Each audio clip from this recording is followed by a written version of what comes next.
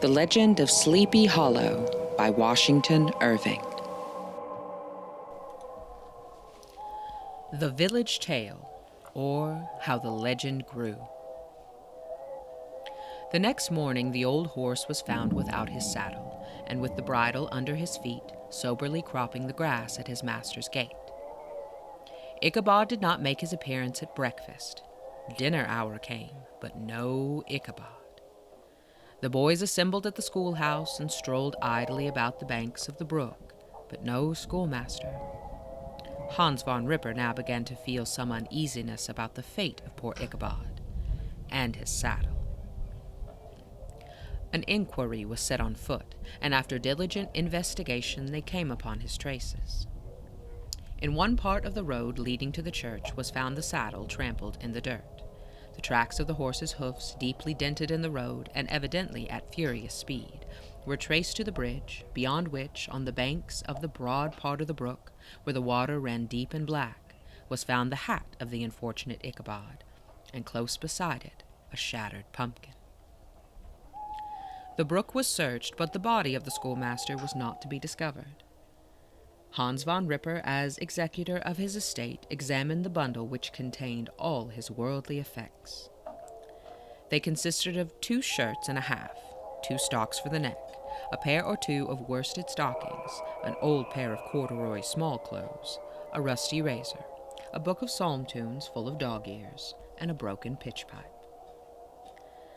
As to the books and furniture of the schoolhouse, they belonged to the community, excepting Cotton Mather's History of Witchcraft, a New England Almanac, and a book of dreams and fortune-telling, in which last was a sheet of foolscap, much scribbled and blotted in several fruitless attempts to make a copy of verses in honor of the heiress of Van Tassel. These magic books and poetic scrawl were forthwith consigned to the flames by Hans von Ripper, who from that time forward determined to send his children no more to school, observing that he had never knew of any good come of this same reading and writing. Whatever money the schoolmaster possessed, and he had received his quarter's pay but a day or 2 before, he must have had about his person at the time of his disappearance. The mysterious event caused much speculation at the church on the following Sunday. Knots of gazers and gossips were collected in the churchyard, at the bridge, and at the spot where the hat and pumpkin had been found. The stories of Brower, of Bones, and a whole budget of others were called to mind, and when they had diligently considered them all and compared them with the symptoms of the present case, they shook their heads and came to the conclusion that Ichabod had been carried off by the galloping Hessian. As he was a bachelor and in nobody's debt, nobody troubled his head any more about him. The school was removed to a different quarter of the hollow, and another pedagogue reigned in his stead.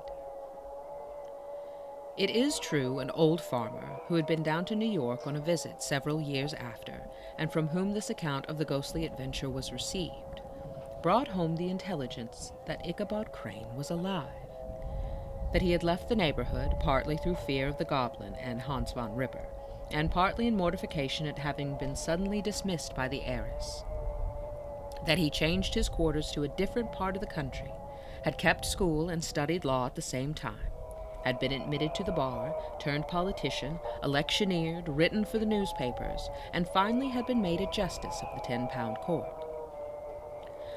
Brom Bones, too, who shortly after his rival's disappearance conducted the blooming Katrina in triumph to the altar, was observed to look exceedingly knowing whenever the story of Ichabod was related, and always burst into hearty laughter at the mention of the pumpkin, which led some to suspect that he knew more about the matter than he chose to tell. The old country wives, however, who are the best judges of these matters, maintain to this day that Ichabod was spirited away by supernatural means, and it is a favorite story often told about the neighborhood round the winter evening fire.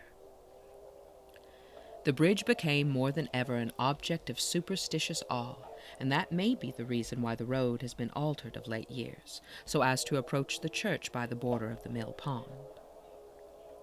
The schoolhouse, being deserted, soon fell to decay, and was reported to be haunted by the ghost of the unfortunate pedagogue, and the ploughboy, loitering homeward of a still summer evening, has often fancied his voice at a distance, chanting a melancholy psalm tune among the tranquil solitudes of Sleepy Hollow.